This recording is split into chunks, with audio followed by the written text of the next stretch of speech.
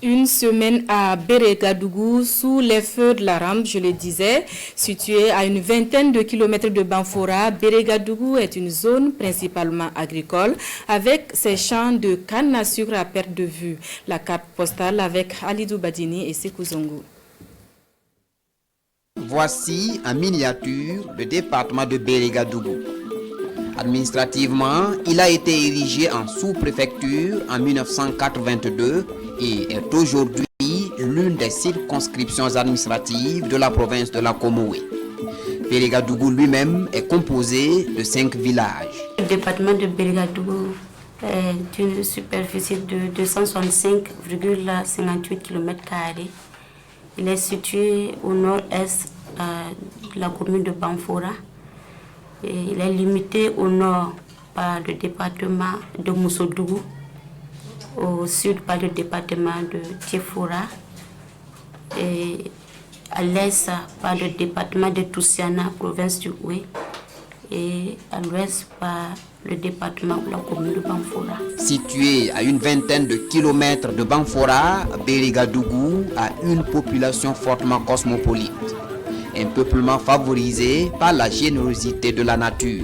La population de Bérégadougou est constituée de plusieurs groupes ethniques.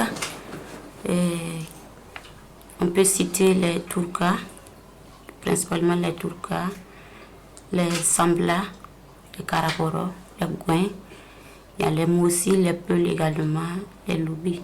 Pratiquement, on y retrouve toutes les ethnies grâce à la société sucrière qui est là. Localité bien arrosée, Bérégadougou est essentiellement agricole. Toutefois, d'autres activités participent au développement de la localité.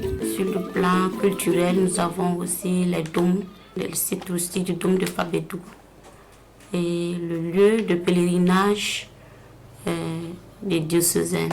Également, à cause de la présence de la SN Sosuko, voilà, qui emploie beaucoup vraiment les jeunes, les jeunes du département. Le village de Bérégadougou est traversé par le chemin de fer reliant Ouagadougou à Abidjan, la capitale ivoirienne.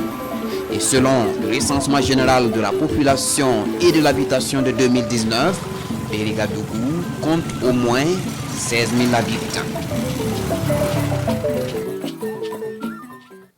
Voilà une population dominée par les Turkas, peuple autochtone de Bérégadougou, et fortement attachée à sa culture malgré le vent de modernité. L'histoire de Bérégadougou nous est contée par Halidou Badini et Sekou Zongo.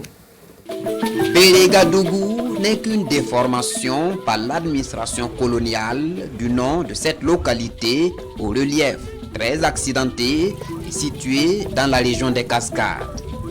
L'appellation Bérégadougou est donc le résultat d'un mélange de langue dioula et d'une déformation du nom de l'ancêtre de cette localité. Venu du Ghana voisin, Bligué est en effet le fondateur de Bérégadougou, une histoire qui remonte au XVIIIe siècle.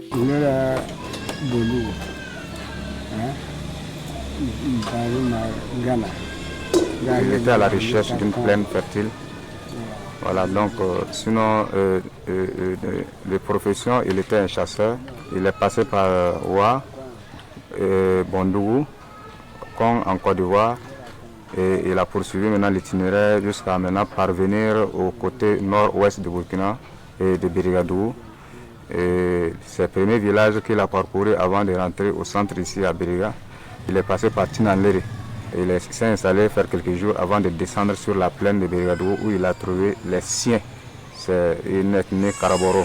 Il a trouvé que la plaine lui convenait et puis il est resté. Les Turkas s'y sont installés et aujourd'hui, plusieurs groupes ethniques cohabitent.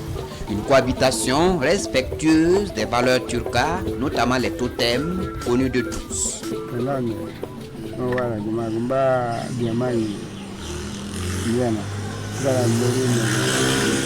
Parmi ces totems, il y a le fait que dans notre semaine turca, il y a 5 jours.